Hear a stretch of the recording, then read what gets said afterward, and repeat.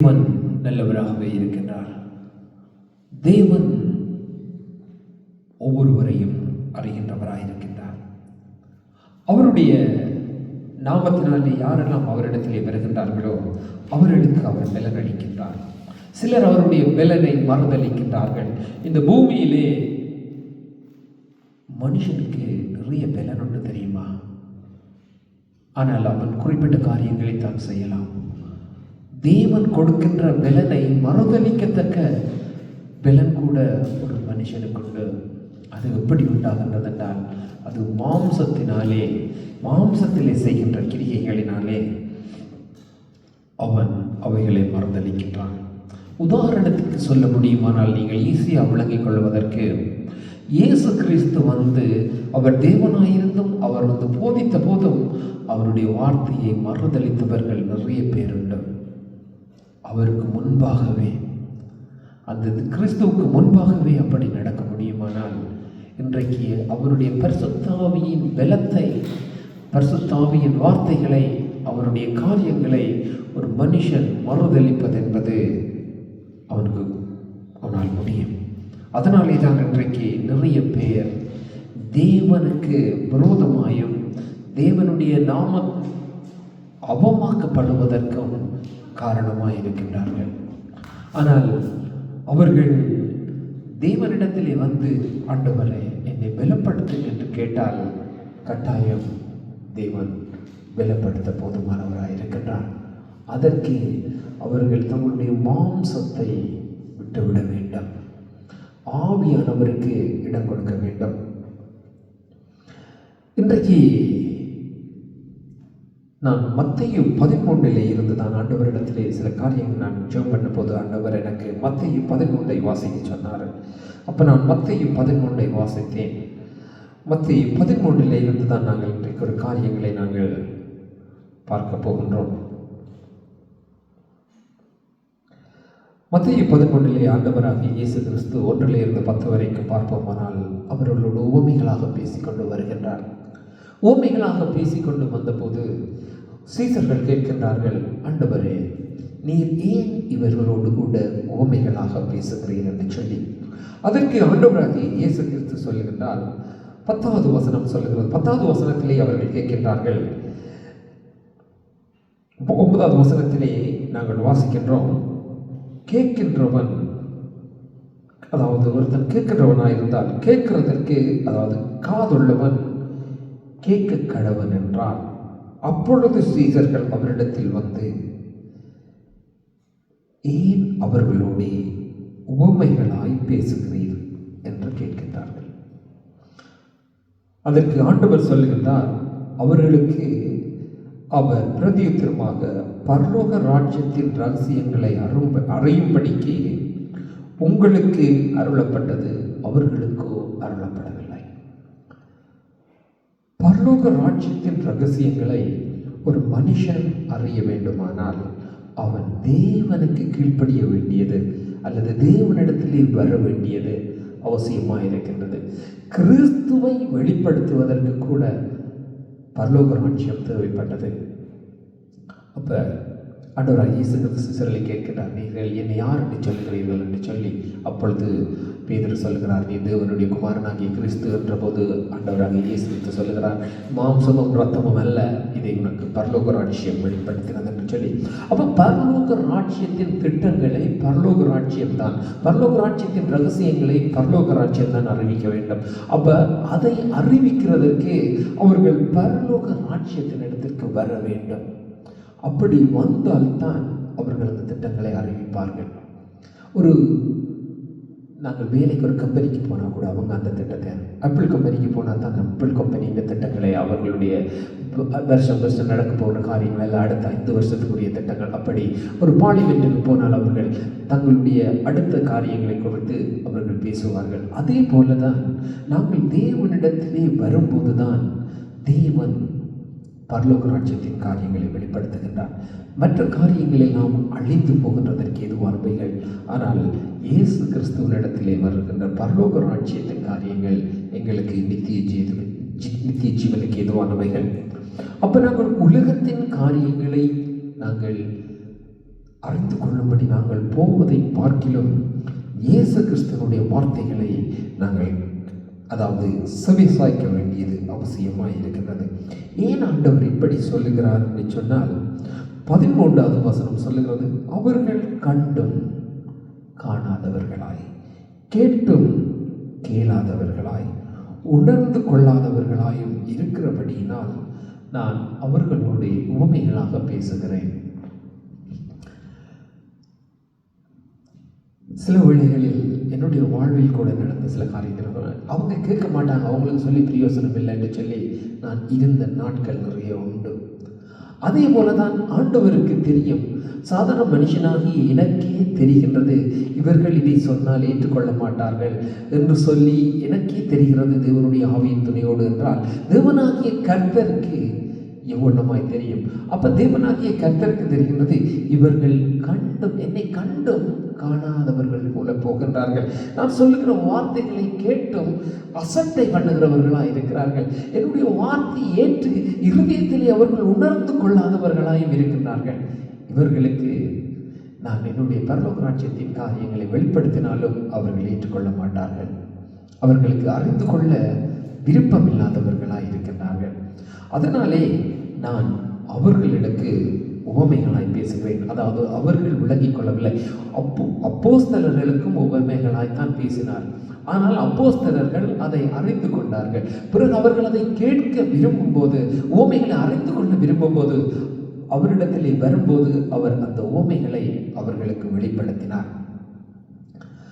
அப்போஸ்தலர்களும் இருக்கின்றார்கள், மற்றவர்களும் இருக்கின்றார்கள். ஆண்டவருக்கு உவமையாய் பேசுகின்றார். அது அப்போஸ்தலர்களுக்கு வெளிப்படுகின்றது, மற்றவர்களுக்கு வெளிப்படவில்லை என்பதையும் அப்போஸ்தலர்கள் அறிந்தார்கள். அதனாலே தான் அவர்கள் வந்து கேட்கிறார்கள், ஆண்டவரே நீ பேசுகிறது அவர்களுக்கு விளங்காதே, அவர்களை புரிந்து கொள்ள மாட்டார்களே, ஏன் நீங்கள் அப்படி பேசுறீங்கள் என்று கேட்கிறார்கள். அப்பொழுது அவர் சொல்லுகிறார், இவர்களுக்கு நான் சொன்னாலே கேட்க மாட்டார்கள், இவர்கள் என்னை கண்டு அசட்டை பண்ணுகிறார்கள், அவர்கள் இருதயத்தில் உணர்ந்து கொள்ளாமலும் இருக்கிறார்கள், அதனால் அவர்களுக்கு அது புரிந்து கொள்ளவில்லை.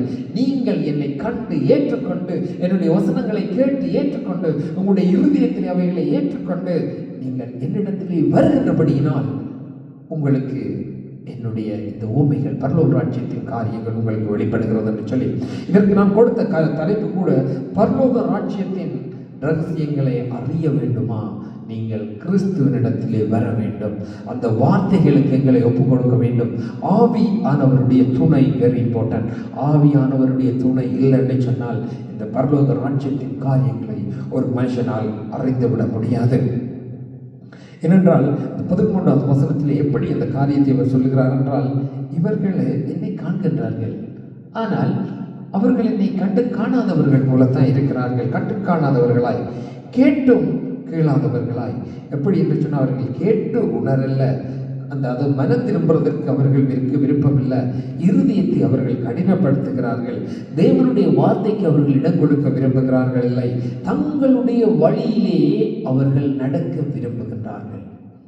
தங்களுக்கென்று ஒரு வழியை அவர்கள் தெரிந்து கொண்டிருக்கின்றார்கள், அந்த வழியிலே அவர்கள் நடக்க விரும்புகிறார்கள்.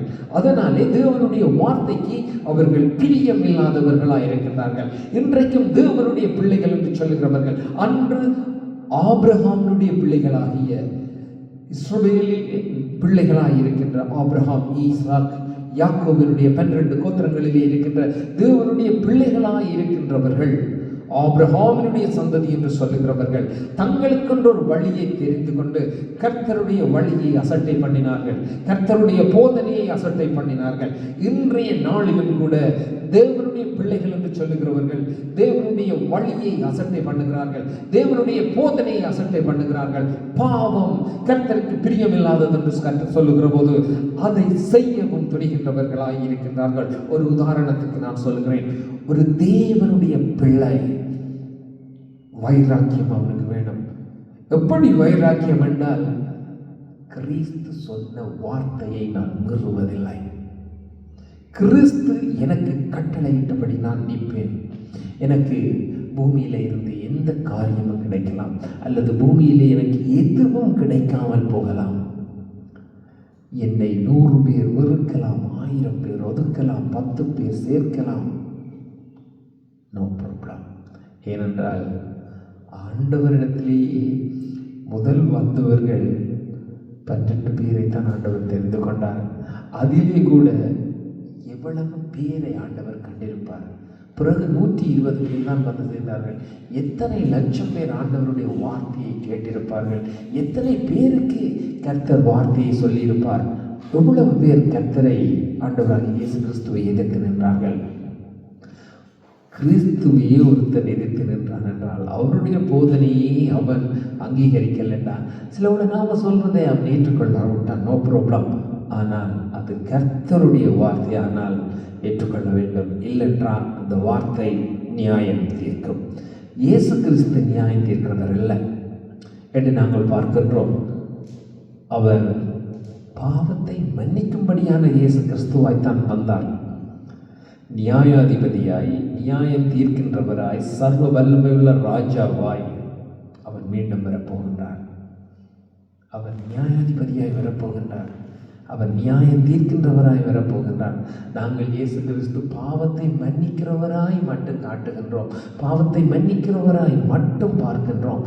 அதனால் எங்களுக்கு பயமற்றவர்களாய் நாங்கள் எங்களுக்கென்று ஒரு வழியை தெரிந்து கொண்டு, எங்களுக்கென்று ஒரு குறிப்பிட்ட போதனையை ஏற்றுக்கொண்டு, நாங்கள் அவைகள் எங்களுக்கு இலகுவாயும் விருப்பமாயும் அது இந்த உலகத்தை சுதந்திரிக்கத்தக்கதாய் காணப்படுகின்ற படியினால் நாங்கள் அந்த வழிகளிலே நடக்க நாங்கள் பிரியப்படுகின்றோம்.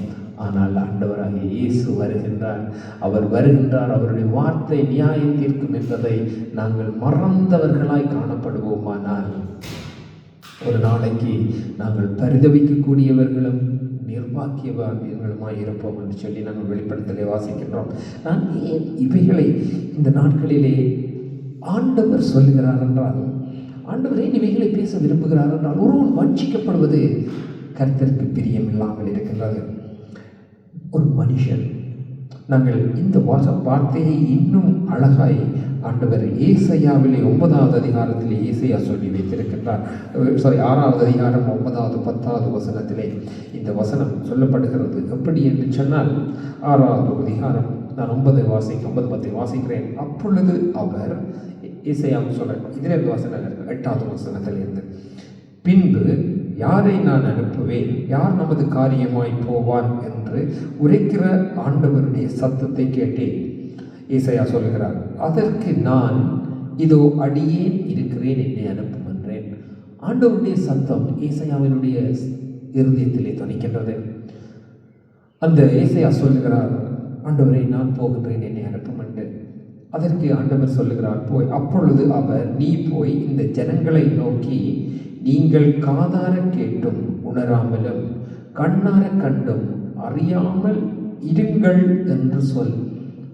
நீங்கள் கண்ணார கண்டும் காணாதவராயும் காதார கேட்டும் கேட்காதவராயும் நீங்க இருங்க, அதாவது நீங்க இருப்பீங்கன்னு அப்படி செய்ய சொல்லுகின்றார்.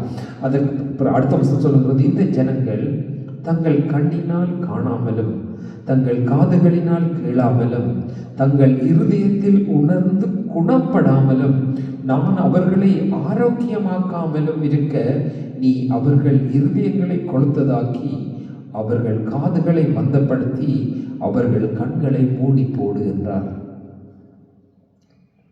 தேவன் சொல்லுகிறார், ஏசாயாவுக்கு அதிகாரம் கொடுக்கின்றார். அவர்களுடைய கண்களை மூடி போடு, அவருடைய காதுகளை மூடி போடு, அவர்களுடைய இருதயத்தை மூடி போடு.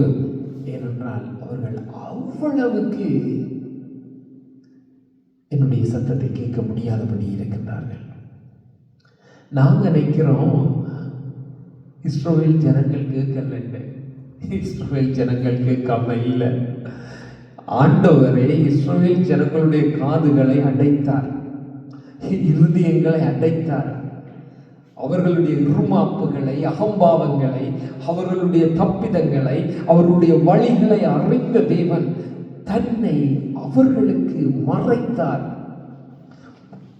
தேவன் தன்னை வெளிப்படுத்தவும் போதுமானவராயிருக்கின்றார், தன்னை மறைக்கவும் போதுமானவராயிருக்கின்றார். தன்னை அறிந்து கொள்ள தேடுகின்ற விருப்பம் உள்ளவர்களுக்கு தன்னை அவர் வெளிப்படுத்தவும் போதுமானவராயிருக்கின்றார். தன்னுடைய இருதயத்தை கடினப்படுத்தி தேவனுக்கு பிரியமில்லாமல் இருக்கும்போது தேவன் தன்னை மறைக்கவும் போதுமானவராயிருக்கின்றார். தேவனுடைய பிள்ளைகளை நான் உங்களுக்கு சொல்லுகிறதான காரியம், உங்களுடைய இருதயங்களை தேவனுக்கு அடைக்காதிருங்கள். தேவனுடைய சத்தத்துக்கு உங்களுடைய காதுகளை மூடாதிருங்கள். உங்களுடைய இருதயத்தை தேவனுக்கென்று திறக்காதிருங்கள். உங்களுடைய இருதயத்தை நீங்கள் தேவனுக்கென்று அடைத்தால், தேவன் அடைத்து போட்டார் என்றால் பிறகு நீங்கள் திறந்தாலும் நாங்கள் திறந்தாலும் அது முடியாது. தேவன் திறக்கும் வரைக்கும். தேவன் சர்வ வல்லமை உள்ளவர். தேவன் விளையாட்டு பொருள் அல்ல. அவருடைய நாமத்தின் மேலும் அவருடைய ராஜ்யத்தின் மேலும் அவ்வளவு வைராக்கியம் உள்ளதவனாயிருக்கிறார். இன்றைக்கு நான் வெறுத்தால் இன்னொருவனை எழுப்புவார், அவன் வெறுத்தால் இன்னொருவனை எழுப்புவார். ஒருவன் வெறுக்க அவர் 10 பேர் 10,000 பேரை எழுப்ப வல்லமை உள்ளதவனாயிருக்கிறார். அதனால் இதன் அவர் சொல்கிறார், நான் தெரிந்து கொண்டவர்களோ என்னுடைய ராஜ்யத்தை வெறுத்தார்கள். அதனாலே நீங்கள் போய் ரோட்டிலே இருக்கிறவர்கள், வீதியிலே இருக்கிறவர்கள், அங்கங்கே இருக்கிறவர்களை கூட்டிட்டு வாங்க என்று சொன்னார். அவர் வழியை அடைக்கவும் போதுமானவராயிருக்கின்றார், வழியை திறக்கவும் போதுமானவராயிருக்கின்றார். அதனாலே நாங்கள் சொல்லுகிறோம், அவர் ஒருவரும் திறக்கக்கூடாதபடி பூட்டுகிறவரும் ஒருவரும் பூட்டக்கூடாதபடி திறக்கிறவருமா இருக்கிறார் என்று நாங்கள் வாக்கு தத்தங்களை சும்மா சொல்லி அடிச்சுட்டு போவோம். ஆனால் அதன் அர்த்தங்கள் எல்லாம் உங்களுக்கு முழுமையாக தெரிகிறதில்லை. நாங்கள் நினைக்கிறது, எனக்கு ஐஸ்வர்யம் உண்டாகும்படி அவர் வாசலை அடைக்கவும், ஐஸ்வர்யம் உண்டாகும்படி வாசலை திறக்கவும் அவர் போதுமானவராயிருக்கின்றார். எனக்கு கனம் பெருமை மகிமை உண்டாகும்படி வாசலை திறக்கவும் வாசலை மூடவும் போதுமானவராயிருக்கின்றார். அவர் பரலோக ராஜ்யம் வெளிப்படாதபடிக்கு அதை அடைக்கவும், பரலோக ராஜ்யம் வெளிப்படும்படி அதை திறக்கவும் வல்லமை உள்ளவராயிருக்கிறார். நாங்கள் விரும்புகிற ஐஸ்வர்யம், நாங்கள் விரும்புகின்ற மேன்மையெல்லாம் தேவன் அருவருக்கின்றதும் அவர் நினைக்காததும் உண்டு. நாங்கள் தான் அதை நினைக்கின்றோம், தேவன் அதை நினைப்பதில்லை. அதனாலே தான் அவர் நினைவிலே இருக்கின்ற காரியம் அவருடைய ராஜ்யமும் அவருடைய சிந்தை. ஒரு ராஜாவானால் அந்த ராஜா தனக்குரிய காரியங்களை தான் நினைப்பார். மற்ற அந்த ஏனென்றால் அவரிடத்தில் சகல மேன்மையும் சகல பெருமையும் சகல ஐஸ்வர்யங்களும் இருக்கும்போது அதை அவர் நினைப்பதில்லை. அதை இல்லாத நாங்கள் தான் அதை தேடி தேடி ஓடிக்கொண்டிருக்கிறோம். ஒருவன் பெருமையை வெறுப்பானா இருந்தால் அவன் தேடி ஓட மாட்டான். அல்லது தேவன் எனக்குள்ளே இருக்கின்றான், அந்த மகிமை எனக்கு போதும் என்றால் அவன் உலகத்தின் காரியங்களை ஓட மாட்டான். ஏன் இவைகளை நான் சொல்லுகிறேன் என்று சொன்னால், தேவன் சொல்லுகிறேன் என்று சொன்னால், இவைகளை கொண்டு நீங்கள் அல்லது இவைகளை பெற்றுக்கொள்ள விரும்புகிறதினால் நீங்கள் 30, 60, 100 கனி கொடாதபடிக்கு போயிடுவீர்கள். அப்படி நீங்கள் பிரயோஜனமற்றவர்களாய் போனால் நீங்கள் வெட்டப்பட்டு கட்டப்பட்டு அக்கினியிலே சுட்டரிக்கப்படும்படிக்கு கொண்டு போகப்படுவீர்கள். நம்ம மத்தேயு 14வது அதிகாரம் 15 அதிகாரம் பக்கங்களை வாசிக்கலாம். தேவன் அவருடைய ராஜ்யத்துக்கு உகந்தவைகளை கொடுக்கின்றார், அவருடைய ராஜ்யத்துக்கு உகந்ததல்லாதவைகளை அழித்து போடுகின்றார். நாங்கள் ராஜ்யத்துக்கு உகந்தவைகளை பெற்றுக்கொண்டு உகந்தது அல்லாதவைகளை நாங்கள் விட்டுவிட வேண்டும். நாங்கள் ராஜ்யத்துக்கு உகந்தவைகளை விட்டு ராஜ்யத்துக்கு உகந்தது அல்லாதவைகளை பிடிச்சு கொண்டு திரிவோமானால் ஒரு நாளைக்கு இட்ஸ் வில் பி டேஞ்சர். ஏனென்றால் அவர் 11வது வசனத்திலே 12வது வசனத்திலே சொல்லுகின்றார், உள்ளவனவனோ அவனுக்கு கொடுக்கப்படும், இல்லாதவனவனோ அவனிடத்தில் இருக்கிறதும் எடுத்துக்கொள்ளப்படும். எங்களிடத்தில் ஆவியின் கனிகள் பெருக பெருக பெருகி கொண்டிருக்கும், வரங்கள் பெருக பெருக பெருகி கொண்டிருக்கும். அவன் மற்றவைகளை வெறுத்து ஓடிக்கொண்டே இருப்பான்.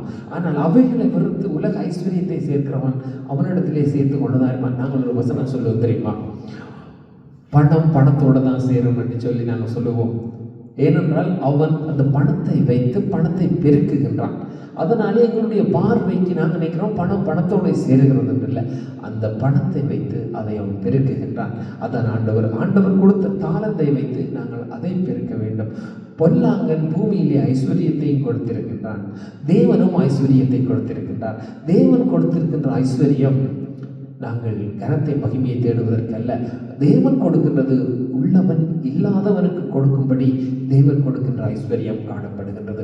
உலகத்தில் பொல்லாங்கன் கொடுக்கின்ற ஐஸ்வர்யம் உள்ளவன் தனக்குத்தானே வைத்துக் கொள்ளும்படிக்கும் அல்லது தன்னை பெரியவனாய் காண்பிக்கும்படிக்கும் நாங்கள் யாராயிருக்கின்றோம்? நாங்கள் தேவனுடைய பிள்ளைகள். தேவனால் கொடுக்கப்பட்டதை, எங்களுக்கு கொடுத்ததை மற்றவர்களுக்கு கொடுக்கத்தக்க தேவனுடைய பிள்ளைகளாக இருக்கின்றோமா? அல்லது பிசாசானவர்களை வஞ்சித்து தேவன் கொடுத்ததை நாங்கள் எங்களுக்கென்றே வைத்துக் கொண்டவர்களாக இருக்கின்றோம் என்றால் அது ஒரு டேஞ்சராக இருக்கும். தேவன் ஆகிய ஆண்டவர் இயேசு கிறிஸ்து இந்த பூமியிலே வந்தபோது அவர் தன்னை இந்த பூமிக்கு ஜனங்களுக்கு கொடுத்தார். அப்போஸ்தலர்களிடத்திலே கொடுத்தார். அவர் அங்கெல்லாம் பெருகினதெல்லாம் தேவனுடைய ராஜ்யம். யார் யாராலே எல்லாம் தேவனுடைய ராஜ்யம் பெருகினதோ, யார் யாராலே எல்லாம் தேவனுடைய ராஜ்யம் மகிமைப்பட்டதோ அவர்களுடைய பேர் பைபிளில் கனத்துக்குரியதாக எழுதப்பட்டிருக்கின்றது. ஆனால் சில வேளைகளில் நான் இருந்து யோசிக்கிறது உண்டு. இன்றைக்கு கனம், பெருமை, மகிமை என்றெல்லாம் சில காரியங்கள் அப்போஸ்தலர் நான் இதை எதிர்க்கிறவன், அது எனக்கு பிரச்சனை இல்லை யார் என்று சொன்னாலும். அப்போஸ்தலனாகிய பவுல் இன்றைக்கு நாங்கள் தூக்கி கொண்டாடுகின்றோம். அந்த அப்போஸ்தலனாகிய பவுல் எத்தனை சித்திரவதை, எத்தனை அடி, எத்தனை உத, ரோட்டில் தூக்கி வீசப்பட்டு குற்றுயிராக இருந்து எழும்பித்தான் இன்றைக்கு எங்களுக்கு இந்த கிறிஸ்துவை கொடுத்திருக்கின்றார். அதற்காக நான் உங்களை அப்படி அடிவெடி உதவி போக சொல்லலை. ஸோ அதை நீங்கள் நினைத்து கொள்ளுங்கள் என்று நான் சொல்ல வருகின்றேன். நாங்கள் இதில் என்ன காரியம் இருக்கின்றால், தேவன் குமாரன், ஆவியானவர், வார்த்தை குமாரன். நாங்கள் தேவனுக்கு இடம் கொடுக்கும் போது, அதாவது ஆண்டவராகிய கர்த்தர் ஆகிய இயேசு கிறிஸ்து கடவுள் என்று நாங்கள் சொல்லும்போது, அவர் அனுப்பின கிறிஸ்துவுக்கு இடம் கொடுக்கும் போது, அவர் கொடுத்து பரிசுத்த ஆவியானவருக்கு இடம் கொடுக்கும் போது, அந்த வார்த்தைகளுக்கு இடம் கொடுக்கும் போது எங்களுடைய இருதயம் நல்ல நிலமாய் மாறுகின்றது. அந்த நல்ல நிலமாய் மாறும்போது ராஜ்யத்துக்கு ஏற்ற, அதாவது பரலோக ராஜ்யத்துக்கு ஏற்ற நிலமாய், பரலோக ராஜ்யத்துக்குரிய கனிகளை, பரலோக ராஜ்யத்துக்குரிய காரியங்களை அது கொடுக்க நிலமாய் மாறி, அது அந்த நிலம் என்ன செய்கிறது என்றால் பரலோக ராஜ்யத்துக்குரியவைகளை பெற்று பரலோக ராஜ்யத்துக்குரியவைகளை கொடுக்கின்றது. அது பரலோக ராஜ்யத்துக்கு உகந்தவைகளாய் காணப்படுகிறது. இதனாலே அங்கு பரலோக ராஜ்யத்திலே மகிமை உண்டாகின்றது, எங்களுக்கு ஜீவன் உண்டாகின்றது. அந்த வார்த்தை எங்களுக்குள்ளே ஜீவனை கொண்டு வருகிறது. அது நல்ல நிலமாய் காணப்படுகிறது. 30, 60, 100 எங்களுக்கு, அதாவது அந்த தேவனுடைய ராஜ்யத்துக்குரிய கனியை கொடுக்கின்றது. இவைகளுக்கு நாங்கள் இடம் கொடுக்காத போது என்ன செய்கின்றால், அதே நேரம் பிசாசானவன் விலகி ஓடுகின்றான். ஆனால் நாங்கள் தேவனுக்கு இடம் கொடாமல், அல்லது தேவனுடைய வார்த்தையாகிய கிறிஸ்துவுக்கு இடம் கொடாமல், அல்லது வார்த்தைக்கு இடம் கொடாமல், ஆவியானவருக்கு இடம் கொடாமல் இருக்கும்போது, மற்ற காரியங்களுக்கு இடம் கொடுக்கும்போது எங்களுடைய இருதயமாகிய நிலம் தேவனுக்கு ராஜ்யத்துக்கு உகந்த நிலமாய் மாறாமல் அது மற்ற காரியத்துக்குரிய உகந்த நிலமாய் மாறுகின்றது. அப்படி மாறும்போது அது தேவனுடைய ராஜ்யத்துக்குரிய கனியை கொடுக்காமல் மற்றவர்களுடைய காரியங்களை கொடுக்கின்றது. அது தேவனுக்கு உகந்ததாய் போகாமல் அந்த நிலம் தேவனுக்கு ஆகாததாய் மாறுகின்றது. அதனாலே என்ன செய்யப்படுகிறது என்று சொன்னால், பரிசுத்த ஆவியானவர், வார்த்தை, கிறிஸ்து, தேவனுக்கு இடமில்லாமல் போகின்றது. அங்கு பிசாசானவன் வந்து கோட்டை கட்டி விடுகிறான். அங்கு பாவங்கள் நிரம்புகிறது. கர்த்தரை எதிர்க்கின்ற காரியம், கர்த்தருடைய வார்த்தையை எதிர்க்கின்ற காரியம், கர்த்தருடைய வார்த்தையை மறுதளிக்கின்ற காரியம் அங்கு உண்டாகின்றது. அது டேஞ்சராகி என்ன செய்கின்றது? அது ஜீவனை பிறப்பிக்காமல் மரணத்தை பிறப்பிக்கின்றது. 2 விஷயம் தான் ஆண்டவராகிய இயேசு கிறிஸ்து, பரலோக ராஜ்யம், தேவன், ஆவியானவர், வார்த்தை சொல்ல வருகின்றதான காரியம். ஒன்று ஜீவன், ஒன்று மரணம். நீ ஜீவனுக்குள்ளே பிரவேசிக்க விரும்பினால் ஜீவனுக்குள்ளே பிரவேசிக்கத்தக்கவனாய் வா, அல்லது இதை வெறுத்தால் நீ மரணத்துக்குள்ளே போகலாம். ஒன்று ஒளி அல்லது வெளிச்சம். நீ ஒளியிலே ஒளி பிரகாசிப்பிக்க பண்ணுகிறது, இருள் நமக்கு தெரியும். ஸோ ஆண்டவராகி மற்றது பரலோக ராஜ்யத்துக்குரிய உண்மைகள், உலகத்துக்குரியவைகள். ஸோ ஆண்டவர் இப்படித்தான் பிரிக்கின்றார். நித்திய ஜீவனுக்கு எதுவானது, நித்திய ஜீவனுக்கு அல்லாதது, ஒளி, இருள். ஸோ நல்லது, தீயது. நான் கர்த்தர் வெறுக்கிறது, கர்த்தர் நேசிக்கிறது, கர்த்தர் வெறுக்கிறது, கர்த்தருக்கு உகந்தது, கர்த்தருக்கு ஆகாதது. இப்படித்தான் நாங்கள் எங்கள் வாழ்வை பிரிக்க வேண்டும். எங்கள் வாழ்விலே நான் செய்கின்ற காரியம், நான் சிந்திக்கின்ற காரியம் கர்த்தருக்கு பிரியமானது, கர்த்தருக்கு உகந்தது, அது நல்ல நிலத்துக்கு ஏறியதாய், ஒளிக்குள்ளாய் இருக்கிறதாய், பிசாசை எதிர்த்து நிற்கிறதாய், கர்த்தருக்கு கீழ்ப்படுகின்றதாய் காணப்படத்தக்கதாய் இருக்க வேண்டும். அதற்கு ஒப்போசிட்டாய் காணப்படக்கூடாது. எல்லாவற்றையும் சொல்ல நேரம் போதாததாய் காணப்படுகின்றது. அதனாலே தான் தேவனுடைய வார்த்தையின் அவசியம். ஒரு தேவனுடைய பிள்ளைக்கு ஒரு சின்ன வார்த்தையாக இருந்தாலும் ஆண்டவர் சொல்லி இருக்காரு. பிசாசு மேலே வந்து சோதிக்க கூடாது. கொடுத்து பாரு, ஆண்டவருடைய ஆசீர்வதிக்கிறாரோ இல்லையோன்னு சொல்லி. அப்ப சோதித்து பார்க்கிறது தேவனால் உண்டாகின்ற ஆவி அல்ல. பிசாசு சோதித்து பார்க்க சொன்ன போது ஆண்டவராக இயேசு கிறிஸ்து சொன்னார், நீ தேவனை பரீட்சை பாராதிருப்பாயாக என்று ஆண்டவராக இயேசு கிறிஸ்து சொன்னார். ஆனால் இன்றைக்கு நாங்கள் சொல்லுகிறோம், நீ கொடுத்து சோதிச்சு பாரு. எப்படி என்று சொன்னால், பழைய ஏற்பாட்டில் மல்கியாவில் சொல்லியிருக்காங்க. ஆண்டவராக இயேசு கிறிஸ்து சொன்னார், நீ உன் நாவிலே சபித்தலும் துதித்தலும் உண்டாகக்கூடாதுன்ட்டு. நாங்கள் இங்கே சபிப்போம், பணம் கொடுக்கலண்டா, தசமா கொடுக்கலண்டா, அது எங்கே இருக்குண்டா, அது 2 நாளாகமத்தில் இருக்குண்டு. அப்போ இயேசு கிறிஸ்து சொன்ன வார்த்தைகள் எல்லாம் எங்கே போச்சு? நான் ஏன் இவைகளை சொல்லுகிறேன் என்றால், மல்கியாவிலே சொல்லப்பட்டிருக்கலாம், 2 நாளாகமத்திலே சொல்லப்பட்டிருக்கலாம்.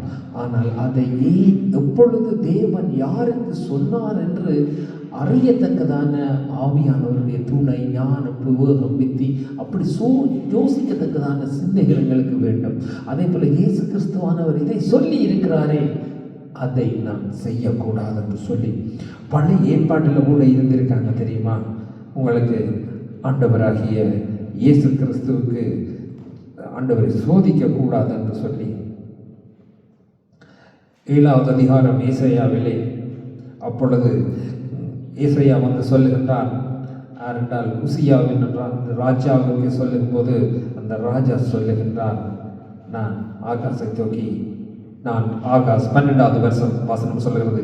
7வது ஏசாயா 7வது அதிகாரம் 12வது வசனம் சொல்லுகிறது, ஆகாசோ நான் கேட்க மாட்டேன், நான் கர்த்தரை பரீட்சை செய்ய மாட்டேன் என்றான். ஆனால் ஆண்டவர் சொல்லித்தான் ஏசாயா வந்து சொல்லுகிறார், நீ கேள் என்று.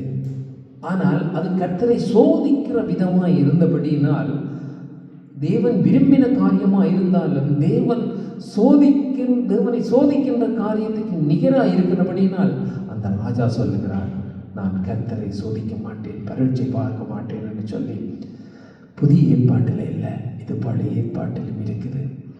அப்போ நாங்கள் தேவனை பரீட்சை பார்க்கக்கூடாது, தேவனை சோதித்து பார்க்கக்கூடாது. இன்றைக்கு பாவம் செய்தால் நாளைக்கு மன்னிப்பார் தானே, அல்லது மன்னிக்கிறாரோ இல்லையோ தானே, அல்லது நான் இன்றைக்கு கீழ்ப்படியாமல் நாளைக்கு கீழ்ப்படியலாம் தானே, அது பிசாசு. not today, நீ tomorrow, no, it's today. because ஆண்டவர் சொல்லுகிறார், நீ இன்றைக்கு இருப்பாயோ நாளைக்கு இருக்க மாட்டாயோ, இருப்பாயோ தெரியாது, அடுத்த நிமிஷம் என்ன நடக்கும் என்று தெரியாது. கர்த்தருடைய வார்த்தைக்கு கீழ்ப்படியாமல் பண்ணுகிறவன் பிசாசு, கர்த்தரை எதிர்த்து நிற்கிறவன் பிசாசு. கர்த்தருடைய ராஜ்யத்துக்கு உகந்தவைகளை அதை உகந்தவைகள் அல்லாதவைகள் ஆக்க முயற்சிக்கிறவன் பிசாசு. கொல்ல வலிக்கிறவன் என்று வேறொன்றுக்கும் பெறான் அவன் பிசாசு. அப்போ எங்களுக்கு தெரிய வேண்டும், நான் தேவனுக்கு கீழ்ப்படுகிறதின் அவசியம். பரலோக ராஜ்யத்தின் இரகசியங்களை அறிகிறதற்காக சுயநலம் உள்ளவர்களாய் போக சொல்லி நான் சொல்லல. இதை கேட்டுட்டு ஓகே அறிகிறதுன்னா, அவர் இருதயங்களையும் உள்ளத்திரியங்களையும் ஆராய்ச்சி அறிகின்ற தேவன்.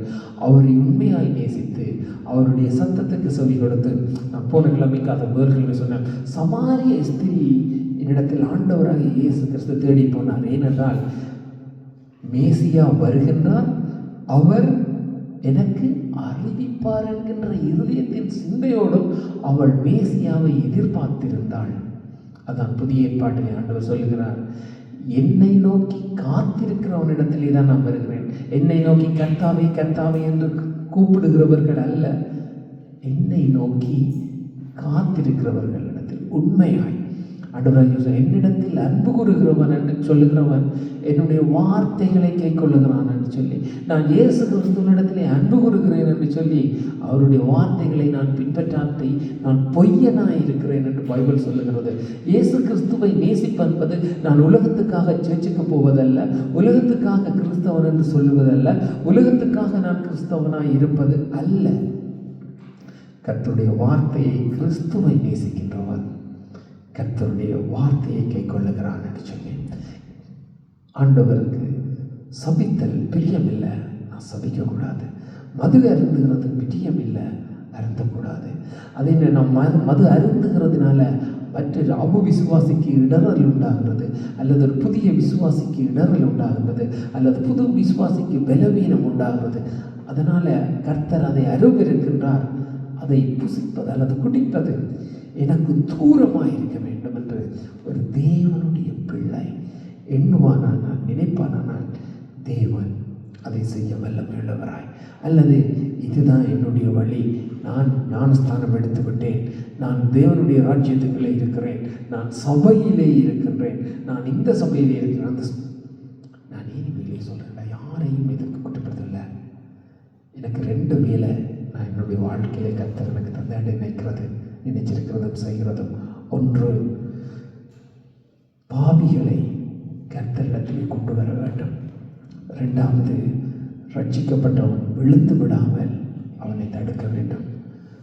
தேவன் தான் ரட்சிக்கின்றவர், காக்கின்றவர். ஆனால் தேவன் ஆண்டவரை அனுப்பி போதித்தார், அப்போஸ்தலர்களை அனுப்பி போதித்தார், இன்றைக்கும் போதித்துக் கொண்டிருக்கின்றார். அவருடைய ஊழியக்காரர்களை அனுப்பி அவர் வேலையை செய்து கொண்டிருக்கின்றார். அவருடைய ஊழியக்காரனாக அவருடைய வேலை, தேவன் விரும்புகிற வேலை, பாவி மனந்திருப்போது, யாக்கோபு 5:20, ஒரு பாவி மனந்திருப்போது பரலோக ராஜ்யம் மகிழ்ந்திருக்கின்றது.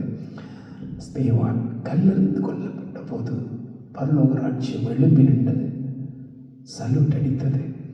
ஏனென்றால் ஒரு நீதிமான் மரித்தால் கூட கர்த்தர் கவலைப்பட மாட்டார். ஆனால் ஒரு நீதிமான் மார்க்கம் தப்பி போவானால் கர்த்தர் வேதனைப்படுவார், தெரியுமா? ஏனென்றால் அது நரகத்துக்குள்ளே போகின்றது. இன்றைக்கு இறக்கின்றது, அதாவது கர்த்தருடைய நாமத்தினாலே இன்றைக்கு இறக்கின்றது, அது நித்திய ஜீவனுக்குள்ளே போகின்றது. இந்த சரீரம், இந்த அழிந்து போகின்ற சரீரம் கர்த்தருடைய பார்வைக்கு ஒன்றுமே இல்லை. இந்த ஆவியாத்மா தான் அவருடைய பார்வைக்கு. அப்போ அவன் மறுதளித்து அல்லது ஏதோ ஒன்று செய்து போயிட்டால் இந்த ஆத்மா நிறைய கர்த்தர் வேதனைப்படுவார். கர்த்தர் சந்தோஷப்படுகின்ற காரியம் ஒரு பாவி மனம் திரும்பும் போது, கர்த்தர் வேதனைப்படுகின்ற காரியம் ஒரு நீதிமான் அநீதிமானாய் மாறும்போது, அதாவது நீதி அநீதிக்குள்ளே போகும்போது, நரகத்துக்குள்ளே போகும்போது, அந்த 2 சிந்தையும் ஒரு தேவனுடைய பிள்ளையாகியவனுக்கு உண்மையாய் காணப்பட வேண்டும். அழிந்து போகின்றவர்களை பார்க்கும்போது அவர்களுக்கு கிறிஸ்துவை தெரிவிக்க வேண்டும். அதே நேரம் ஒருத்தர் விழுந்து போகிற காரியங்களை கண்டால் அவைகளை சொல்ல வேண்டும். நான் நிறைய காரியங்களை பார்க்கின்றவனாக இருக்கின்றபடியினால் நான் இவைகளை சொல்லுகிறேன். இந்த வேளையில் நான் மீண்டுமாய் சொல்லுகிறதான காரியம், நிறைய காரியங்கள் இவைகளை குறித்து பேசலாம். சரி, லூக்காவிலே ஒரு காரியத்தை நான் சொல்லி போட்டு போகலாம் என்று நான் நினைக்கின்றேன். அந்த வசனம் எப்படி சொல்லுகிறது என்று சொன்னால், லூக்காவிலே லூக்கா 8வது அதிகாரம் 18வது வசனம், ஆதலால் நீங்கள் கேட்கிறதை குறித்து கவனியுங்கள். நீங்கள் கேட்கிறதை குறித்து கவனியுங்கள். உள்ளவனுமனோ அவனுக்கு கொடுக்கப்படும் என்று லூக்கா டாக்டராக இருக்கிறபடினால் அவர் சில காரியங்களை இன்னும் தெளிவாக எழுதுகின்றார். நாங்கள் கேட்கின்ற, வாசிக்கின்ற ஆண்டவராகிய இயேசு கிறிஸ்துவினால் சொல்லப்பட்ட வார்த்தைகள், போதிக்கப்பட்ட வார்த்தைகள், இன்றைக்கு பரிசுத்த ஆவியானவரோட துணையோடு எழுதி கொடுக்கப்பட்டிருக்கிற இந்த வார்த்தைகள், அல்லது ஜீவ புத்தகம் என்று நீங்கள் கையில் வச்சிருக்கிற நம்புகிற வார்த்தைகள், இது பரிசுத்தம் உள்ளது என்று நீங்கள் நம்புவீர்களானால் இதில் இருக்கிற ஒவ்வொரு வார்த்தைக்கும் கனம் கொடுக்க வேண்டும். எனக்கு பிரியமாக இருக்கலாம், பிரியம் இல்லாமல் இருக்கலாம், எனக்கு பிரயோஜனம் இல்லாமல் இருக்கலாம், எனக்கு பிரயோஜனமாக இருக்கலாம், எனக்கு இது இன்பத்தை தெரிவிக்கிறதா இருக்கலாம், அல்லது துன்பத்தை தெரிவிக்கிறதா இருக்கலாம். கர்த்தரின் நிமித்தமானால் அதை ஏற்றுக்கொள்ளுகிறவன் தேவனுக்கு உகந்தவனாக இருக்கின்றான். பிதாவே, இந்த வேளையில் உங்களுடைய சமூகத்திலே என்னை ஒப்புக் கொடுக்கிறேன். அப்பா, நீங்க சொன்னீங்க ஆண்டவரே, கேட்கிறதற்கு ஒருவன் காதுள்ளவனாய் இருக்க கிடவன். அதாவது காது இருந்தால் கேட்கும். உம்முடைய வார்த்தையை கேட்கிறதற்குரிய ஞானம், உம்முடைய வார்த்தையை அறிந்து கொள்ளுதலுக்குரிய ஞானம், விடுதலை ஒவ்வொன்றும் எங்களுக்கு உண்டாயிருக்கட்டும். பிதாவை, இந்த வேளையில் உங்களுடைய சமூகத்தில் என்னை ஒப்புக் கொடுக்கிறேன். தேவரீர், உம்முடைய பரலோக ராஜ்யத்தின் காரியங்களை அறிந்து கொள்ளும்படிக்கு மாத்திரமல்ல தடி, உமக்கு பிரியமாய் காணப்படத்தக்கதாய், உம்முடைய விருப்பத்தை நிறைவேற்றுகிற பிள்ளைகளாய் நாங்கள் காணப்பட நீங்கள் எங்களுக்கு கிருபை தாங்க நடி. இவைகளுக்கெல்லாம் உம்முடைய பலன் வேண்டும் ஆவியானவரே. மாம்சத்தின் பலத்தினாலே செய்துவிட முடியாத நடி. நீரை மெய்யான திராட்சை செடி, உம்மில் நான் நிலைத்திருந்து கனி கொடுக்க, நீர் என்னில் நிலைத்திருக்க நீங்கள் எங்களுக்கு கிருபை தாங்க ஆண்டவரே. அப்பா, எங்களுக்கு துணை செய்யுங்க ஆண்டவரே.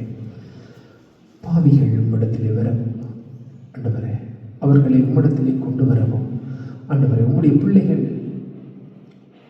உம்மை விட்டு தூரம் போகாத படிக்கும் இருக்கிறதான இந்த பொல்லாங்கனுடைய போதனைகளுக்கெல்லாம் அவர்களை மீட்கத்தக்கதாயும் அவர்களை காத்து கொள்ளத்தக்கதாயும் தேவரையை நடத்தத்தக்கதான புத்தி, ஞானம், விடுதலைகளை எங்களுக்கு தாங்க நடி. பிதாவை, என்னை ஒப்புக் கொடுக்கிறேன் ஆண்டவரே. எஸ்தரை, ஸ்தேவானை ஒப்புக் கொடுக்கிறேன். பிரகாசை ஒப்புக் கொடுக்கிறேன் ஆண்டவரே. இந்த சமூகத்திலே காணப்படுகிற ஒவ்வொருத்தரையும் ஒப்புக் கொடுக்கிறேன் ஆண்டவரை. இதை கேட்கின்ற ஒவ்வொருத்தரையும் ஒப்புக் கொடுக்கிறேன். தேவ பயம், தேவ பயம் ஒன்றை போன முறையாத்தினாங்க வாசம். கர்த்தருக்கு பயப்படுதலை ஞானத்தின் ஆரம்பம். தேவனுக்கும் தேவனுடைய வார்த்தைக்கும் பயப்படுகின்ற அந்த கீழ்ப்படுகின்ற அந்த பயம் உங்களுக்கு உண்டாயிருக்கட்டும். சகலவற்றையும் இயேசு கிறிஸ்துவின் மெல்ல நாமத்தில் ஒப்புக் கொடுத்து ஜெபிக்கிறேன் பிதாவே. ஆமென்.